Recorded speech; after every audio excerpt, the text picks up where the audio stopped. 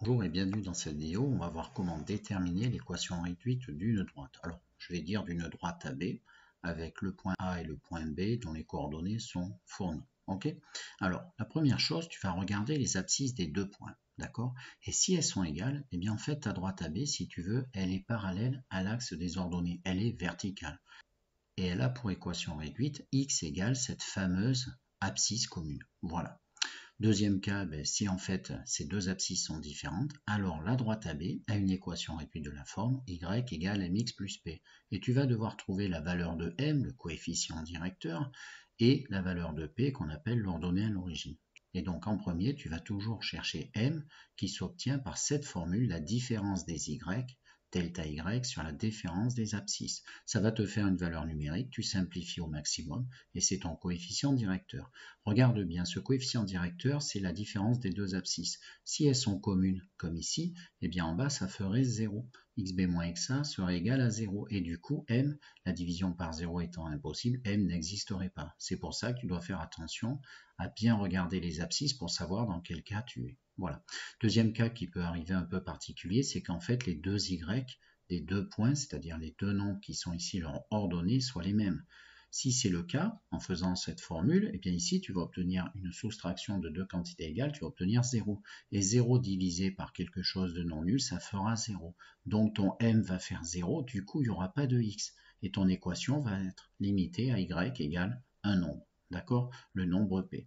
Comment on trouve le nombre p dans tous les cas, quand xa est différent de xb?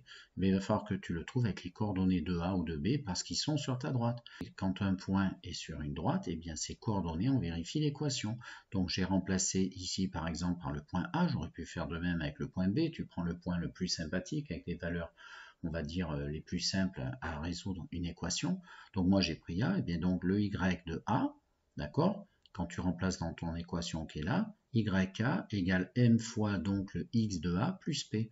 Et ça va te fournir en fait une égalité avec seulement P inconnu, puisque tous les autres sont connus, comme je te le marque ici. Tu résous et tu trouves P. Donc tu as terminé. Allez, tu peux faire pause et chercher les trois petits exemples qui sont sur ta gauche. Alors, premier exemple, tu observes bien les abscisses des deux points. Donc l'abscisse de A, moins 2, l'abscisse de B, moins 2 également. Donc tu es dans ce premier cas particulier ici. Et tu le dis, tu l'écris, les deux abscisses sont les mêmes, donc j'écris xa égale xb égale moins 2, donc ta droite AB, c'est x égale moins 2. C'est terminé. Deuxième exemple. Alors deuxième exemple, tu regardes encore les deux abscisses, abscisse de A1 et moins 2, donc on n'est pas du tout dans ce premier cas particulier, elles sont bien différentes, on est ici. Mais tu vas voir qu'en fait, il y a une petite particularité ici, c'est comme je te l'ai dit tout à l'heure en préambule, tu as le même y, l'y de A, l'y de B, ils font tous les deux 5. Donc en fait ici, ce calcul ici de m en haut va donner 5 moins 5 sur quelque chose de non nul, c'est-à-dire 0. Du coup, ça va faire y égale 0 fois x plus p. En fait, y va être égal à p. Et le p, comment tu le trouves? Eh bien, tu mets ici les coordonnées de A ou de B. Et donc, tu vas mettre ici soit le y de A, soit le y de B pour trouver le p. Et donc, en fait, le YA, YB, comme ils font tous les deux 5, eh bien, ton p fait 5. Et ton équation, c'est y égale 0 fois x plus 5, donc y égale 5. Tu pourras le faire très très vite, comme je vais le faire moi en correction. Tu as peut-être perdu du temps, mais tu as dû arriver à y égale 5. Voilà. Troisième cas. Donc troisième cas, cette fois-ci, si tu observes bien, les abscisses de A et de B sont différentes, comme les ordonnées de A et de B. Donc ça va être un petit peu plus long, mais c'est en fait la plupart des cas que tu vas avoir qui seront intéressants à savoir gérer. Donc c'est pour ça qu'on va faire cet exemple. Donc la première chose à faire, si tu veux, c'est d'observer ces abscisses et de bien dire que la forme de ta droite AB va être y égale mx plus p. Alors c'est ce que je te mets avec des petites couleurs et je choisis le code bleu pour m, d'accord, et rouge pour p. Alors donc j'ai trouvé la forme de la droite qui n'est pas x égale constante mais y égale mx plus p. Je pars donc chercher en premier la valeur du nombre m. Donc ce n'est qu'une formule, c'est parti. Donc j'écris ma formule m égale yb moins yk sur xb moins xa. Alors petite remarque, tu peux très bien faire ici d'abord tu mets y de a, mais alors du coup ici tu fais YA moins YB, mais ici il faudra que tu fasses XA moins XB, ça n'a aucune importance.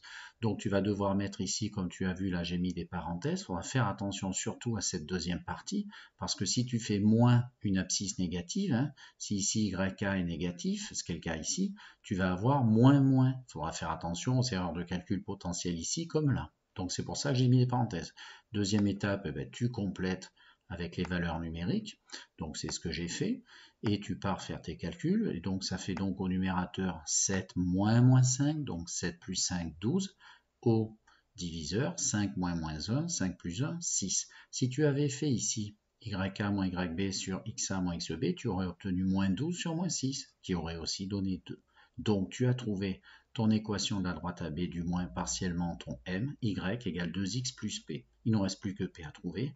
Comment on fait? Eh bien, on utilise un des deux points. À la vue des coordonnées, celles-ci sont plus sympathiques car des nombres positifs. Je vais prendre le point B. Donc, j'écris bien que le point B appartient à la droite AB. Donc, ça me permet de remplacer ces coordonnées. Donc, le Y, je le remplace par Y de B, le X par X de B dans l'équation précédente. D'accord? Et donc maintenant, j'ai toujours P inconnu, je vais remplacer les coordonnées du point B au bon endroit. Ne te trompe pas, je vais mettre un petit code couleur, voilà, ça va s'afficher. Et du coup, j'obtiens que 7 doit être égal à 2 fois 5 plus P. Et donc, si 7 est égal à 10 plus P, pour trouver P, j'enlève 10. Dans le membre de gauche comme de droite, ça fait P égale 7 moins 10. Et donc, P égale moins 3. Ce qui termine par l'équation de la droite, Y égale 2X plus P, donc plus moins 3, moins 3. Voilà, allez, au revoir.